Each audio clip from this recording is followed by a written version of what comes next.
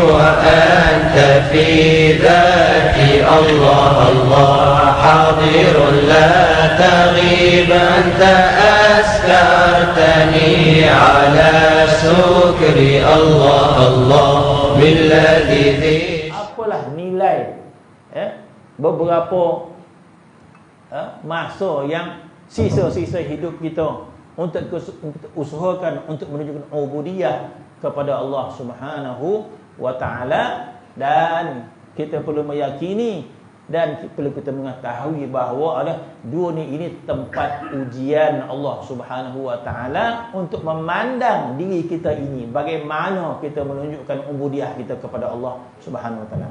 Ini untuk ahli taat, kita kata ahli taat. Jadi ahli maksiat dia bertukuh lumus untuk memerang diri dia nak taat atau tidak, nak taat atau tidak. Berperang dalam diri mereka nak solat atau tidak, qajab tak solat, banyak tak solat, qajab solat, puasa tinggal. Mereka ini berperang dalam diri mereka itu untuk taat atau tidak.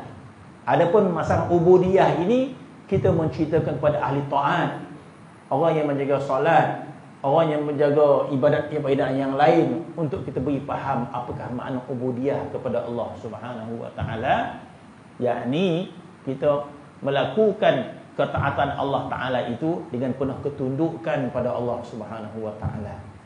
Dan ditambah yang ketiga, ubudiyah kita kepada Allah Subhanahu wa taala dengan qada qadar Allah Subhanahu wa taala. Qada qadar itu ada yang baik, ada yang tak baik pada pandangan kita. Tetapi hakikat dia kata ulama semua baik. Pada hakikat dia yang datang daripada Allah semua baik. Hanya pada pandangan kita sahaja qada dan qadar itu ada yang baik. Sehat itu baik. Bila tak sehat, pandangan kita itu adalah qada yang syar, kita kata. Yang sehat itu khair, yang baik. Bila dapat harta, bagi kita itulah takdir yang khair.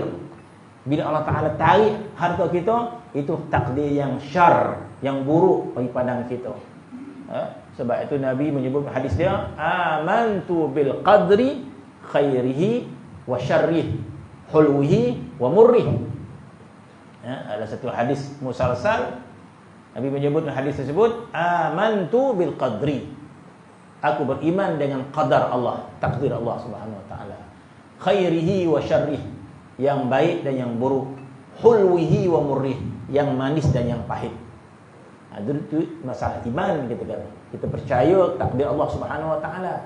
Itu kepercayaan kita kepada takdir itu tak boleh ditolak. Bila ditolak, gugur iman kita. Sebab rukun iman yang ujung itu percaya kepada qada dan qadar. Itu dalam bab iman, kita kata. Ini dalam bab bagaimana kita berakhlak dengan takdir itu.